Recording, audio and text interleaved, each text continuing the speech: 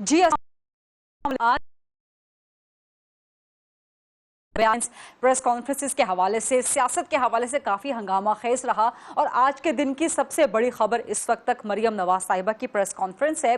इस press conference में उन्होंने नवाज शरीफ साहब की सेहत के हवाले से गुफ्तगू की, पंजाब हुकूमत पर एक संगीन इल्ज़ाम आयद किया और वो संगीन इल्ज़ाम ये है कि अडियाला जेल में दौरान कैद नवाज शरीफ को दिल का अटैक हुआ, तीसरा हार्ट अटैक हुआ। लेकिन इस हार्ट अटैक से ना सिर्फ नवाज शरीफ को बल्कि उनकी फैमिली को भी ला इल्म रखा गया।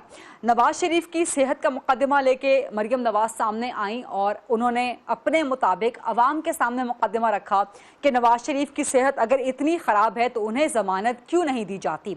लेकिन मामला सिर्फ नवाज शरीफ की सेहत तक महदूद नहीं रहा। मरियम नवाज ने उसके बाद सियासी मामलात पे भी खुल के बात की और ना सिर्फ मुखालिफिन को, ना सिर्फ इमरान खान की हुकूमत को शदीद तनकीद का निशाना बनाया, बल्कि अपनी ही पार्टी के अहम तरीन शख्स, अपनी ही पार्टी के सदर और अपने चचा शहबाज शरीफ के तजवीज़ करदा मीसाके मईशत को भी मजाक़े मईशत करार दे दिया। इस स्टेटमेंट के बाद, मरियम नवाज की इस स्टेटमेंट के बाद शरीफ ख़ानदान में जो इख्तलाफात की ख़बरें, इख्तलाफात की सरगोशियाँ ढके छुपे होती थीं, अब वो खुल के सामने आ गई। बावजूद इसके कि मरियम नवाज ने करार दिया कि ये उनकी ज़ाती राय है, लेकिन एक पब्लिक प्रेस कॉन्फ्रेंस में बैठे हुए मरियम नवाज ने अपने चचा शहबाज शरीफ के मिसाक़े मईशत को मुस्तरद कर दिया और कहा कि किसी भी सूरत मिसाक़े मईशत पे या किसी भी सूरत किसी भी मामले पर हुकूमत से बातचीत नहीं होनी चाहिए। इसके अलावा साबिक सदर आसिफ अली जरदारी की अगर बात की जाए तो सवेरे कौमी असम्बली के बजट सेशन में शिरकत करते हुए मिसाके मईशत पे हुकूमत की कायम करदा कमेटी के बारे में आसिफ जरदारी ने कहा कि इस पे अपोजिशन जमातों से मिल के बैठेंगे, बातचीत करेंगे, फिर आगे बात को बढ़ाएंगे। यानी कि शहबाज शरीफ और जरदारी साहब अभी भी मिसाके मईशत पर कायम हैं, जबकि मरियम नवाज ने इसे यकसर मुस्तरद कर दिया है। तो इस वक्त मुल्क में सियासी सूरत हाल इंतहाई दिलचस्प हो चुकी है। ये आगे कहां तक जाएगी और इन मामलात का मतलब क्या है, इसी पर बात करेंगे आज प्रोग्राम में। और बात करने के लिए मेरे साथ मौजूद हैं पाकिस्तान तहरीक इंसाफ के मरकज़ रहनुमा, पंजाब के सीनियर रहनुमा हैं, हुकूमत पंजाब के तर्जुमान हैं जनाब शहबाज गिल साहब, मुस्लिम लीग नून के सीनियर मरकज़ रहनुमा और तर्जुमान भी हैं, पहले हुकूमत पंजाब के अब मुस्लिम लीग नून के जनाब मलिक अहमद ख़ान साहब, और मेरे साथ हैं सेनेटर मुस्तफ़ा नवाज़ खोखर साहब, पाकिस्तान पीपल्स पार्टी के सीनियर मरकज़ रहनुमा हैं, और बिलावल भुट्टो जरदारी साहब के तर्जुमान भी हैं। शहबाज गिल साहब, पहला सवाल आपसे, नवाज शरीफ को अडियाला जेल में तीसरा हार्ट अटैक हुआ, लेकिन ना तो उन्हें नवाज शरीफ साहब को बताया गया, ना ही उनकी फैमिली को बताया गया। ये इल्ज़ाम लगाया है मरियम नवाज साहिबा ने आज। बहुत शुक्रिया गरीदा। देखिए, सबसे पहले तो मेरी ये दुआ है कि मियाँ नवाज शरीफ साहब हों या कोई भी और जो भी बीमार हैं लोग, उन सबको अल्लाह मियाँ शिफा दे। किसी के वालिदैन को भी या कोई भी बीमार हो तो फैमिली पूरी बड़ी तकलीफ में होती है।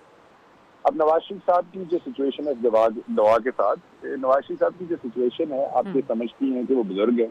एक तो उनकी उम्र जो है वो 70 प्लस है, और दूसरा ये कि वो दिल के आर्जे में बहुत देर से मुब्तला है।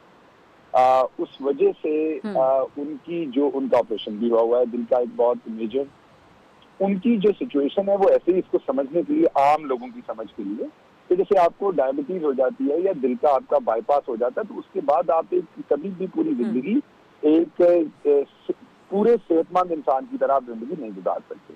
जब आप बाईपास करवाते हैं दिल का, या आपको डायबिटीज है या कोई भी ऐसी बीमारी है जो आपकी जिंदगी के साथ रहती है, अल्लाह मियाँ साहब को जिंदगी दे, लेकिन ये जो बीमारी है ये अब उनके साथ रहनी है। जितनी भी अल्लाह ने उनकी जिंदगी लिखी है, हमारी दुआ है कि अल्लाह लंबी जिंदगी लिखे। अब मियाँ साहब जो है उसमें उन्हें परहेज करना पड़ना है, उन्हें एक्सरसाइज करनी पड़नी है, वो जेल में हो, जेल से बाहर हो, और अपनी दवाइयों का ख्याल रखना पड़ना है। जो PIC के हेड और दूसरे डॉक्टर्स मेरे साथ भी तशरीफ लेके गए, उसके अलावा भी उन तमाम ने मियाँ साहब को बताया कि आपको कोई ऐसी खतरनाक चीज तो नहीं कि हमें अगले आधे घंटे, 2 घंटे, 4 घंटे में फौरन आपका कोई ट्रीटमेंट करना है, लेकिन अगर आपको पेन होती है, क्योंकि वो शिकायत ये करते हैं कि उन्हें दिल में पेन होती है कभी कभी, जिसका वो स्प्रे लेते हैं, ठीक है जी, और इस पेन को हार्ट अटैक नहीं कहा जाता। ये पेन अगर आपको दिल की बीमारी हो और उसमें मरीजों को होती है और वो स्प्रे लेते हैं तो उससे खत्म हो जाती है। उसको चेक करने का एक ही तरीका होता है, उसकी एंजियोग्राफी होती है कि आप जो है वो दिल के जी। अंदर भेज के वो आला तो देखते हैं कि कितनी ब्लॉकेज है। उसको मियां साहब ने इनकार किया, ठीक है। मल्टीपल टाइम्स उन्हें मेरी मौजूदगी में भी डॉक्टर्स ने ऑफर की और ये भी बताया कि ये दुनिया की 10 फैसिलिटीज जो है दिल से रिलेटेड वो यहाँ मौजूद है। और ये नहीं कि उसमें कोई पंजाब गवर्नमेंट फख्र करे इनकी गवर्नमेंट या हमारी, वो ज्यादातर वो जो फैसिलिटीज हैं वो मुखैर हजरात के एहतियात की वजह से वो फैसिलिटीज जो है वो बहुत अच्छी 2 फैसिलिटीज बनी हुई है। अच्छा, अब मैं अच्छा ठीक आपको है, लेकिन शहबाज गिल साहब मेरे उस सवाल का जवाब दे दें जो मैंने सवाल जी मैं आपसे देता किया था कि हूँ, जी अडियाला मैं जेल देता में हूँ, क्या हार्ट अटैक हुआ नवाज शरीफ साहब? जी मैं देता हूँ। अब देखिए अडयाला जेल में भी इन्होंने यही कहा कि इनको तकलीफ है, जिसके लिए जो डॉक्टर से मेरी आज भी बात हुई डॉक्टर्स के साथ, आज भी इनका जो ब्लड प्रेशर है ठीक वो है। 120/70 है। फिर मलिक साहब गुस्सा करते हैं, दूसरे दोस्त गुस्सा करते हैं, हम उनका खाना बताते हैं। खाना हमें इसलिए बताना पड़ता है, मैंने पहले भी, मैं चौथी दफा ये रिपीट कर रहा हूँ ऑन द इनकन्वीनियंस जी। ऑफ रेपिटेशन, कि हमारी दुआ अल्लाह उन्हें सेहत दे, हमारी दुआ वो लंबा जिए, हमारी दुआ वो फले फूले खूब खाएं। लेकिन सिर्फ ये बताने के लिए कि जून 11 से जून 17 तक का जो वीक है उसमें उन्होंने हर दिन गोश्त खाया है। और अगर इतनी सीवियर सिचुएशन हो तो डॉक्टर्स भी और वो खुद भी कभी भी हर रोज गोश्त ना खाएं। अब मियां साहब से जितनी भी मेरी मुलाकातें हुई उन्होंने बिल्कुल अपनी सेहत के ऊपर इस तरह की कोई भी इमरजेंसी एक्सप्रेस नहीं की। मरियम साहबा का क्योंकि पॉलिटिकल नैरेटिव ठीक है। फ्लॉप हो गया बाहर, लोगों ने उसको रिस्पॉन्ड नहीं किया उनके पॉलिटिकल नैरेटिव को, तो जो एक ही चीज रहेगी वो बीमारी रहेगी। अब आपको मैं एक और मजे की बात बताऊं, prime minister of Pakistan, president of Pakistan, आपके आज टीवी के ओनर या पाकिस्तान का कोई भी अमीर तरीन शख्स, उनके 100 फीट के या 50 फीट के डिस्टेंस पे कार्डियो सेंटर नहीं है किसी के भी। अगर अल्लाह सबको जिंदगी दे, किसी को हार्ट अटैक या दिल का कोई आर्जा होता है तो उन्हें हॉस्पिटल लेके जाना पड़ेगा हार्ट की बेसिक या इब्तदाई जो हार्ट अटैक की ट्रीटमेंट देने के लिए। मियां नवाज शरीफ साहब के लिए पूरे का पूरा कार्डियो सेंटर जेल में बना के हमने खड़ा किया हुआ है। पहले भी खड़ा रखा हमने, 21 डॉक्टर हर वीक उसमें ड्यूटी देते हैं टेक्नीशियंस के साथ, और वो मियां साहब की ठीक है। ड्यूटी पे हैं सिर्फ। और उसमें बदकिस्मती की बात है कि वो जो महीना या 3 हफ्ते महीना वो खड़े रहे वहां पर, एक दफा भी मियां साहब ने उनको कंसल्ट नहीं किया। इस दफा दोबारा पूरा कार्डियो जेल के अंदर बना हुआ है, 21 नहीं कार्डियोलॉजिस्ट शहबाज हर गिल हफ्ते साहब, ड्यूटी देते हैं। शहबाज गिल साहब जी ये तो आप बताते रहते हैं, लेकिन मेरा सवाल बड़ा स्पेसिफिक है क्योंकि मुझे बाकी पार्टिसिपेंट्स की तरफ भी जाना है कि अडियाला जेल में क्या तीसरा हार्ट अटैक हुआ नवाज शरीफ साहब को, जिससे ना सिर्फ उन्हें खुद बल्कि उनकी फैमिली को भी लाइल्म रखा गया? देखिए, पहली बात तो ये है कि किसी सूरत भी इस तरह के जो कैदी हैं, जो पॉलिटिकल या वीआईपी या किसी तरह से भी, वीआईपी का वर्ड मैं यहाँ पे स्टेटस की वजह से नहीं, वेरी इंपॉर्टेंट मीन के हाँ। जिनके लिए गवर्नमेंट रिस्पॉन्सिबल होती है और उनको आपने देना है हर तरह की। तो मियां साहब को तो अगर गैस की शिकायत भी हो, और जो कि कई दफा हुई, तो डॉक्टर ने फौरन उसी टाइम रिस्पॉन्ड किया। अब मियां साहब की ये वाली जो बात है, ये आपके सामने आज मरियम साहबा ने ये प्रेस कॉन्फ्रेंस की, जो डॉक्टर से मैंने चेक किया उन्होंने कहा जी ऐसा कुछ नहीं, उन्हें दिल में तकलीफ हुई थी, जो कि वो कई दफा कहते हैं कि मेरे दिल में दर्द है, जो स्प्रे लेने से ठीक होती है। उनकी वहां पे एंजियोग्राफी की गई, जो अच्छा। ब्लॉक करने, और वो उन्होंने इनकार किया हर दफा लाहौर में जिस भी हॉस्पिटल में वो गए। मैंने एक वीडियो बनाई हुई, अगर आप चाहें तो मैं अभी ठीक है। आपको बता देता हूँ। मलिक साहब बहुत कहते रहे कि उनको सर्विसेज हॉस्पिटल लेके जाया गया जहां दिल का कोई वार्ड नहीं है। मैंने खुद जाके दोनों जगहों पे वीडियो बनाई थी लोगों को ये दिखाने के लिए कि सर्विसेज हॉस्पिटल और ठीक है। जो पंजाब इंस्टीट्यूट ऑफ कार्डियोलॉजी ठीक है। बेसिकली वो एक ही है। मैंने ठीक है। वीडियो में साबित किया है, दिखाया है कि दरमियान में एक दीवार है और उसमें से जाने का रास्ता भी है, तो वो एक ही ठीक है। जगह है। जस्ट आप ये ठीक समझिए है। कि हॉस्पिटल का वार्ड हो जो दिल का हो और बाकी फुल फैसिलिटी हॉस्पिटल हो, क्योंकि उन्हें गुर्दों का भी प्रॉब्लम है। तो ठीक है ऐसी गिल कभी साहब। ना इनकी तरफ ठीक से है गिल शिकायत साहब, आई, ना आपकी मैंने डॉक्टर की बात तरफ से काफी आई। तसल्ली ये से सिर्फ तफसील इससे से शिकायत सुन ली। करें। जी बिल्कुल ठीक कीजिए, है जी कीजिए, जी कीजिए, आगे बात कीजिए। गिल साहब, आपकी बात आगे भी इंशाल्लाह सुनते रहेंगे, लेकिन मैंने कहा कि इस स्पेसिफिक सवाल का जवाब आ जाए क्योंकि ये आज एक बहुत बड़ा सवाल क्रिएट हुआ है। अब मैं जरा बाकी पार्टिसिपेंट्स के साथ भी बात करूंगी। मलिक अहमद खान साहब, शहबाज गिल साहब ने जवाब दे दिया कि ऐसी कोई सूरत हाल नहीं हुई थी जैसी मरियम नवाज साहिबा ने आज प्रेस कॉन्फ्रेंस में बताई है। देखिए बेजा, आपका बहुत शुक्रिया। जो मरियम नवाज साहिबा ने आज प्रेस कॉन्फ्रेंस की उसमें उन्होंने कुछ रिपोर्ट्स भी पढ़ के और मीडिया के साथ शेयर भी किए उन्होंने। अब डॉक्टर साहब क्योंकि पीएचडी डॉक्टर हैं और वो शायद मेडिकल टर्म से, इसलिए उन्होंने कॉन्सेंट्रेट नहीं किया। अगर वो करते तो उनको अंदाजा होता कि जो मरियम बीबी वो दुरुस्त कह रही हैं। अगर उनको कोई एट अ सर्टेन स्टेज उनको कहीं को मायोकार्डिक इंफार्क्शन हुई या उनको कोई एंजाइना पेन्स हुई या ही सफर्ड फ्रॉम हार्ट स्ट्रोक, तो मेडिकल रिपोर्ट्स में उन्होंने बड़ा क्लियरली पढ़ के बताया कि उनकी क्या कंडीशन रही। अब अगर जो एक चीज मेडिकल रिपोर्ट में आ रही है तो उसको अगर डॉक्टर साहब डिनाई भी करते रहे तो उसका फर्क नहीं। और हमारा कंसर्न ये नहीं है कि जो डॉक्टर साहब कह रहे हैं, मुझे जो कहते हैं कि एतराज है, मुझे तंज पे एतराज है कि डॉक्टर शहबाज गिल नॉर्मली जब बात करते हैं तो साथ ये कहते हैं कि जी वो खाते क्या हैं और वो करते क्या हैं और हमने अस्पताल वहाँ पे ले जाकर खड़ा कर दिए। Rest assured doctor Shahbaz Gill, हमें मियां नवाज शरीफ साहब की सेहत का कंसर्न है और हमें लग रहा है कि आप एक सफाकाना अंदाज में जिस तरह से आप हुकूमत आपको पाकिस्तान में पहली बार नहीं मिली। पाकिस्तान के अंदर अभी तक कोई लगभग 24-25 हुकूमतें ऊपर नीचे हुई हैं और ना ही आप पहली हुकूमत हैं जो अपने सियासी मुखालफिन पे इस तरह से उनको कैदो बंद की सोबत से गुजार रहे हैं, उनको पाबंद सलासल कर रहे हैं। लेकिन सम फैक्टर हर किस्म के पॉलिटिकल एट्रोसिटीज के जमाने में रहा है और इस तरह कभी नहीं हुआ कि लोगों की बीमारियों को मजाक बनाया जाए और खवातीन को इस तरह से इम्प्लिकेट किया जाए। तो ये जिस टोकन में कर रहे हैं हमें इतराज नहीं है, ये करते रहें। मियां नवाज शरीफ साहब एक बाहिम्मत इंसान है, अल्लाह उनको सेहत दे, अल्लाह उनकी लंबी जिंदगी करे। मुझे डॉक्टर शहबाज गिल की दवा जिसमें तंज हो तो मुझे तंज ज्यादा चुभेगा। दवा को मैं जरा थोड़ा सा इसलिए करूंगा कि चलेंगे तो खैर उन्होंने साथ कहना ही था क्योंकि इंसानी जिंदगी की बात है, लेकिन इनका तंज इतना गालिब होता है इनकी दवा पर भी कि पता नहीं अल्लाह के पास भी दवा भेजते हुए शायद पीटीआई का normal trade off doing things ऐसे है कि ये समझते हैं कि शायद दवा करते भी साथ तंजिया जुमला लगा दें। वाकई ये अगर मरियम बीबी ने कहा है और उनकी इस बात को बड़ा सीरियसली लिया जाना चाहिए कि ये सफर फ्रॉम हार्ट अटैक, और वो अपनी मेडिकल रिपोर्ट के साथ कह रही हैं। अब ये मानते हैं नहीं मानते ये इनकी मर्जी है, हुकूमत है, ताकतवर है, जैसे मर्जी जुर्म करते रहे। हम ठीक है, नवाज शरीफ साहब की सेहत के मामले पे आपका मौक़िफ़ भी आ गया, मलिक अहमद खान साहब, शहबाज गिल साहब का भी आ गया, मरियम नवाज साहिबा ने इसके अलावा भी काफ़ी सियासी बातें की हैं। सेंटर मुस्तफ़ा नवाज खोखर साहब, मिसाक़ मईशत को मरियम नवाज ने मजाक़ मईशत करार दे दिया है, बावजूद इसके कि आसिफ जरदारी इसके लिए बड़ी अहम कोशिश कर रहे हैं। शहबाज शरीफ ने इसको प्रपोज किया, तो क्या कहेंगे आपके मरियम नवाज के मजाक मईशत करार देने के बाद इस मामले को अब ठप समझा जाए, ख़त्म समझा जाए? देखिए, आपने शुक्रिया गरीदा, आपने कहा कि आसिफ जरदारी साहब इसके लिए काफ़ी कोशिश कर रहे हैं। कोशिश वो नहीं कर रहे, उन्होंने ये एक तजवीज़ आज से चंद माह पहले कौमी असम्बली में अपनी तकरीर के दौरान हुकूमत के सामने रखी थी। वही तजवीज़ शहबाज शरीफ साहब ने दोहराई, लेकिन हमने ये देखा है कि पिछले चंद महीने से जब से ये तजवीज़ रखी गई है हुकूमत के सामने, ना वज़ीर आज़म ने उसको रिस्पॉन्ड करना मुनासिब समझा है और ना उनकी टीम के किसी अहम सीनियर रहनुमा या कैबिनेट मेंबर ने। तो इस रिस्पॉन्स ना आने की वजह से अब शायद अपोजिशन भी ये बात महसूस करती है कि हम जितना चाहे मर्जी है कंस्ट्रक्टिव रोल मुश्किल से मुश्किल हालात में भी प्ले करने की कोशिश करें, हुकूमत और वज़ीर आज़म इंटरेस्टेड नहीं है। इसकी माजी में और भी बहुत सी मिसालें हैं। मैं आपको एक मिसाल देता हूं कि जिस वक्त पाकिस्तान इंडिया टेंशन्स अरूज पे थी और इस मुल्क का हर चीज़ दाव पर लगी हुई थी, उस वक्त भी वज़ीर आज़म ने अपोजिशन के साथ बैठना गवारा नहीं किया।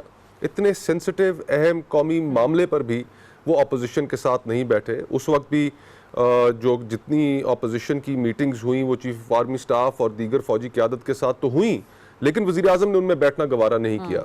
तो वज़ीर आज़म का जो कंसिस्टेंटली जो रवैया है वो रवैया सोलो फ्लाइट का है। वो समझते हैं कि इस मुल्क के तमाम मसाइल का हल उनके पास मौजूद है, वो किसी से मदद नहीं लेना चाहते और सिर्फ इसी सोच की बुनियाद पर उन्हें हर चीज़ के ऊपर अपने असूली मौक़िफ़ जो उनके नज़दीक असूली थे उनके ऊपर यू टर्न लेना पड़ा। उन्होंने कहा कि वो IMF के पास नहीं जाएंगे। मईशत पर तो कमेटी बना दी। देखिए हम किसी भी कमेटी के साथ तो बैठने में इंटरेस्टेड नहीं है। अगर वज़ीर आज़म इसको रिस्पॉन्ड नहीं करते, अगर वज़ीर आज़म इनिशिएटिव नहीं लेते, तो फिर हम तो किसी कमेटी के साथ नहीं बैठेंगे। और दूसरी जो अहम चीज़ है गरीदा, वो मैं पॉइंट आउट करना चाहूँगा कि हमने सुनी सुनाई ये एक बात है कि वज़ीर आज़म ने स्पीकर नेशनल असम्बली को कहा है कि इस सिलसिले में एक कमेटी बना दी जाए।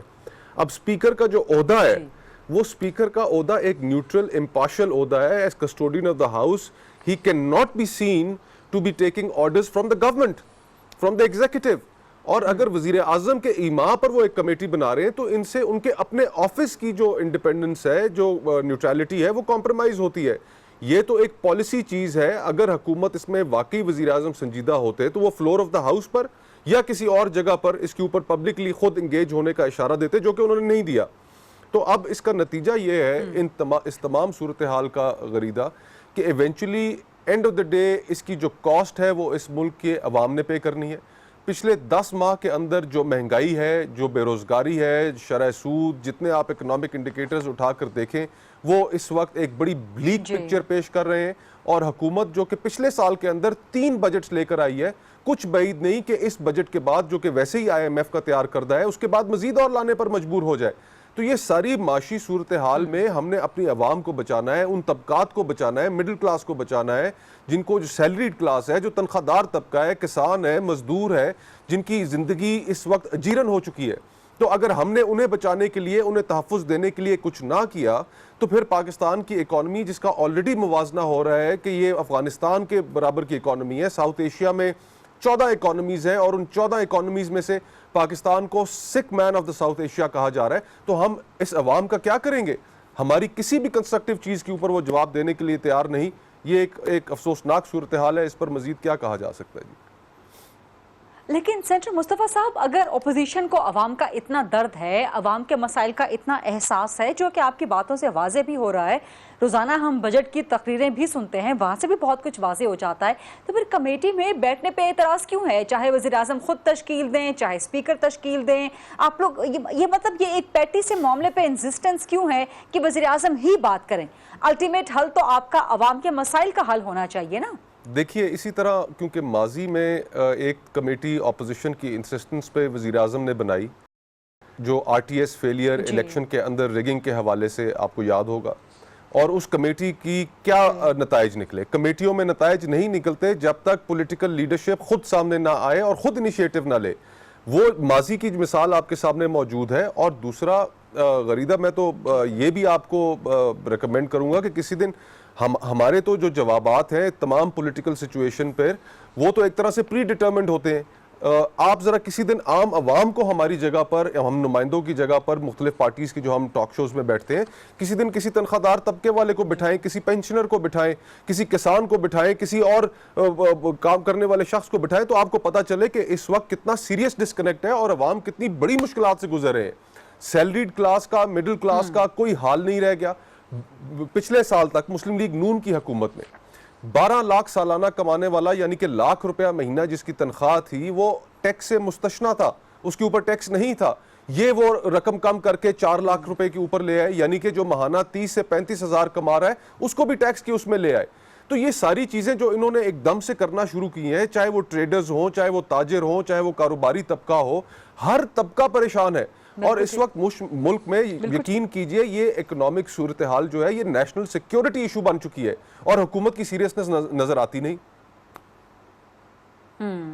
ये बड़े अहम सवाल उठा रहे हैं मुस्तफ़ा नवाज खोखर साहब, इस पे मुझे बात करनी है। इसके अलावा मरियम नवाज और शहबाज शरीफ के आपस के इख्तलाफात खुल के सामने आ गए हैं, तो मुस्लिम लीग नून अब आगे अपना सियासी मुस्तकबिल किसके एमा पर या किसके बयानी पर आगे चलाएगी, इन सब मामलात पे बात करेंगे। Let's take a very short break है।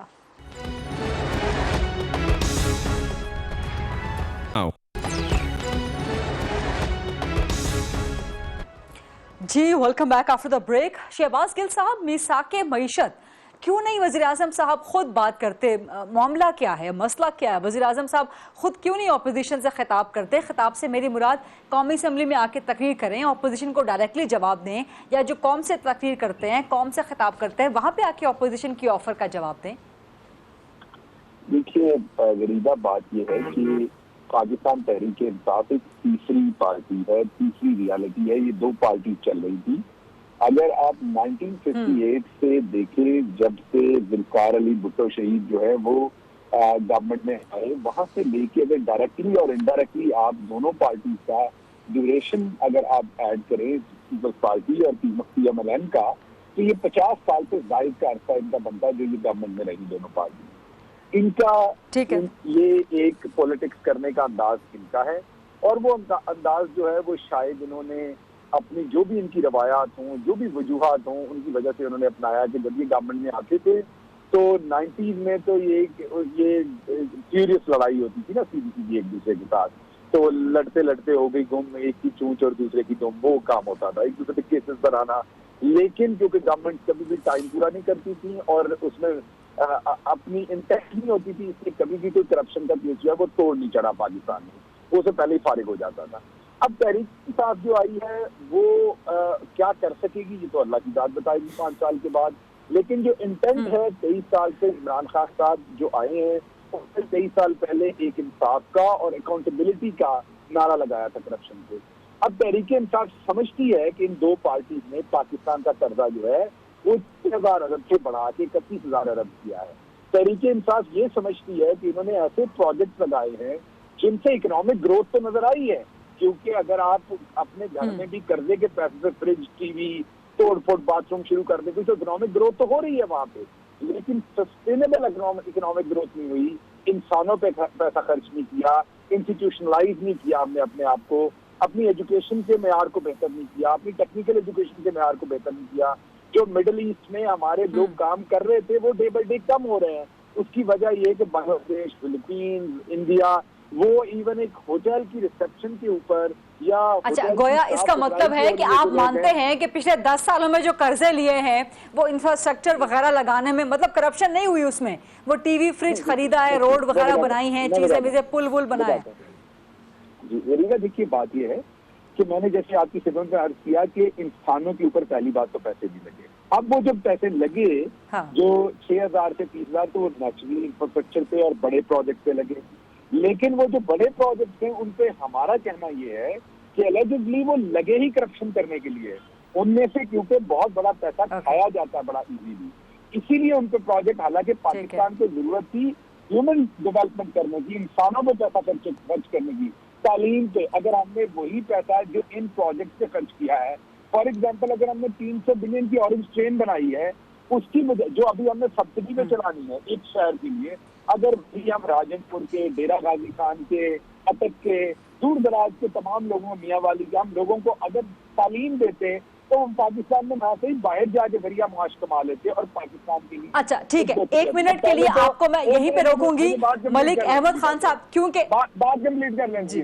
तो मैं आपकी मलिक साहब, इसमें सिंपल मैं एक बात कह रहा हूँ कि हमारे ख्याल में इन्होंने इस कदर मिसमैनेज की और जो हुक्मरान दोनों फैमिलीज हैं उन्होंने इस कदर पैसा बनाया कि मकसूद के अकाउंट से 3 अरब 30 करोड़ की, आकिल जो उधर ड्राइविंग करता है बेचारा अहमदाबाद में, रमजान शुगर मिल के उसके, इसी तरीके से पापड़ी वाला और समोसे वाला पीपल्स पार्टी के, तो इतना माल बना के तब गिल साहब मुझे बाकी पार्टिसिपेंट्स के साथ भी बात करनी है, माजरत आपको इंटरप्ट कर रही हूँ क्योंकि आपने ऑरेंज लाइन ट्रेन की बात की है, मेगा प्रोजेक्ट्स की, पंजाब का खासतौर पे इशारा दिया है। मलिक अहमद खान साहब, कर्जे, करप्शन, बड़े प्रोजेक्ट, करप्शन।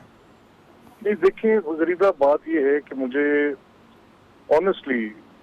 अफसोस इसलिए होता है कि अगर या तो ये कॉग्निजेंट ऑफ रिकॉर्ड ना हो तो फिर तो कोई ऐसी बात करे, और वो भी एक गिल साहब जैसा पढ़ा लिख, नॉर्मली वैसे हमें पीटीआई के साथ ये एतराज होता है कि कंपेटेबिलिटी का इशू होता है कि इनके जितने भी हिसाब आते हैं वो स्वाय नारेबाजी करने का और काम नहीं करते। गिल साहब से हमें तवक्को ही होती है क्योंकि ये पढ़े लिखे आदमी है तो ये कम से कम हकाइक पर बात वो करेंगे जो बिल्कुल रिकॉर्ड के मुताबिक होगी।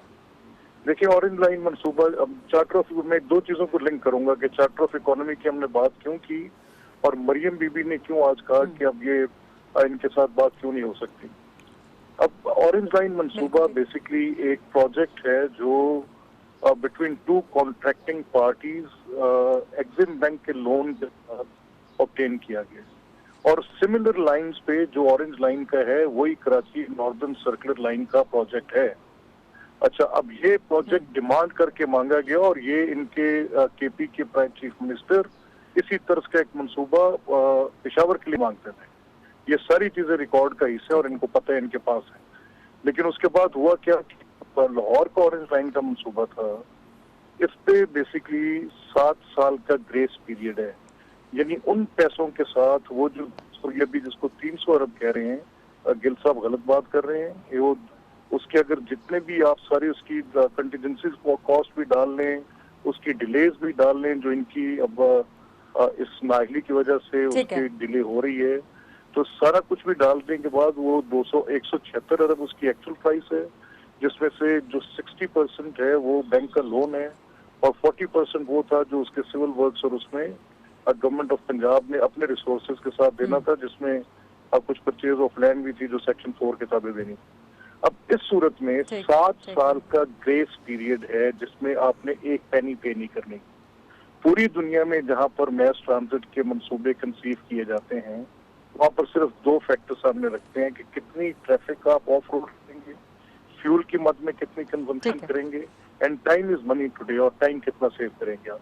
तो ये वो 3 फैक्टर्स हैं जिनको बुनियाद बनाकर आप अपने कॉस्मोपॉलिटन में या बड़े शहरों में मैंने नहीं देखा कि कोई अंडरग्राउंड ब्रिस्टल में बना हो, वो तो ऑब्वियसली लंदन है तो लंदन में होगा। ठीक है। मैंने दिल्ली के अंदर सर्कुलर रेल देखी है, मैंने वो जाके अगर जल्दी वाइंड अप कर लें ताकि मैं मुस्तफा नवाज खोकर साहब को भी जवाब का मौका दूं। मैं सिर्फ इतनी बात कह रहा हूँ, देखें क्योंकि तहरीके इंसाफ के लोग मासवाए गलत आदाद शुमार देने के, कर्जों का गलत नंबर बताने में, इसके अलावा कुछ नहीं कह रहे। तो इस बुनियाद पर हम कह रहे थे कि इनको थोड़ी बहुत एबीसी सिखा दे इकोनॉमिक्स की, तो चार्टर ऑफ इकोनॉमी तो इनके ट्यूटोरियल्स के लिए थी, इसके अलावा कोई मकसद नहीं था उसका।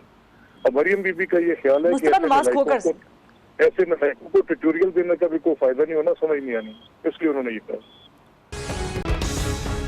मुस्तफा नवाज खोकर साहब मुस्कुरा रहे हैं, आपका कमेंट भी मैं ज़रूर चाहूँगी। आसिफ जरदारी साहब ने भी डिमांड की या तजवीज़ रखी कि हिसाब किताब बंद किया जाए और आगे बढ़ा जाए, और ये हिसाब किताब बंद करने की तजवीज़ तब आई जब इमरान खान ने कर्ज़ों वाला कमीशन कायम कर दिया। मुस्तफा नवाज खोकर साहब, देखिए गरीदा, कमीशन इन्होंने बिल्कुल कायम किया। हमारे साबका वज़ीर ख़ज़ाना हफीज़ शेख साहब जो अब भी इनकी कैबिनेट के अंदर मौजूद है, उनसे भी सवालात पूछे जा सकते हैं और पूछें। उस वक्त तो जो आपकी एक्सपोर्ट्स थी, जिस वक्त 2013 में हमारी हुकूमत ख़त्म हुई तो 25 अरब डॉलर पे थी। ख़ुद इनके वज़ीर ख़ज़ाना साबका असद उमर साहब ने फ्लोर ऑफ द हाउस पे एतराफ़ किया कि मैं पाकिस्तान की एक्सपोर्ट्स को एटलीस्ट पाकिस्तान पीपल्स पार्टी के ज़माने में जितनी थी 2013 में, मैं वहाँ तक लेके जाऊँगा। बहरहाल आगे जो हमने मईशत का हाल देखा सो देखा। ये एक सिर्फ गिमिक्री है, डाइवर्जन की टैक्टिक्स हैं, अवाम को अभी भी अपनी जो उनकी मसाइल है उनके ऊपर गुफ्तगू करने से दूर रखने का एक बहाना है। माना गरीदा कि ये इलेक्शन हम नहीं मानते, लेकिन मान लेते हैं एक लम्हे के लिए कि ये इलेक्शन जो थे ये बिल्कुल फ्री एंड फेयर थे, और अगर ये इलेक्शंस फ्री एंड फेयर थे तो 20 मई को इमरान खान साहब ने, तमाम सूरत हाल उनके इल्म में थी, उस वक्त उन्होंने 100 डे प्लान रखा कौम के सामने इलेक्शन पहले, 1 करोड़ नौकरी का क्या क्या सब सिखाए, और मान लेते हैं अवाम ने बिल्कुल उन्हें इनके वादों पर एतबार करते हुए इनको वोट दे दिए, और हमें वोट नहीं दिए, ना मुस्लिम लीग नून को दिए, हुकूमत इनके हाथ में थमा दी। तो हुकूमत तो उन्होंने इनके हाथ में थमाई इसलिए थी कि हमारे आके इन मसाइल का आप हल करेंगे। इस पिछले 10 माह में कौन सा एक मसला ऐसा है जो अवाम का हल हुआ हो? आप मुझे बताइए। पीटीआई सबसे बड़ा रिफॉर्म एजेंडा की ये बात करते थे, किसी एक चीज पर भी ये रिफॉर्म लेकर आ सके? कौमी असेंबली से एक कानून साजी भी ये पास करा सके? एक कानून साजी पास कराना तो दूर की बात, सामने लेकर आ सके कि हाँ हम पुलिस के अंदर, हेल्थ के अंदर, एजुकेशन के अंदर ये तब्दीलियां लेके आने चाहते हैं, और ये कानून मुझे कल होने वाली खुर्शीद शाह की तकरीर याद करवा दी है मुस्तफा नवाज को। नहीं गरीदा, देखें बात यह है कि अवाम इस मुल्क के वो तो यही कर सकते थे ना कि मान लेते हैं कि इलेक्शन फ्री एंड फेयर थे और उन्होंने इनको वोट दे दिया। उनके इख्तियार में तो सिर्फ वो एक पर्ची थी जो उन्होंने हमें नहीं दी और इनको दे दी। वो मसाइल के हल के लिए दी थी। और आज अगर आप गुफ्तगू सुने तो उस गुफ्तगू के अंदर मुस्तकबिल का कोई रास्ता नहीं है, सिर्फ अवाम के ऊपर टैक्सों का बोझ लादने का रास्ता। तो ये तो कोई भी कर सकता है। नवाज साहब, अगर हुकूमत फेल हो गई तो अपोजिशन का किरदार कहाँ है?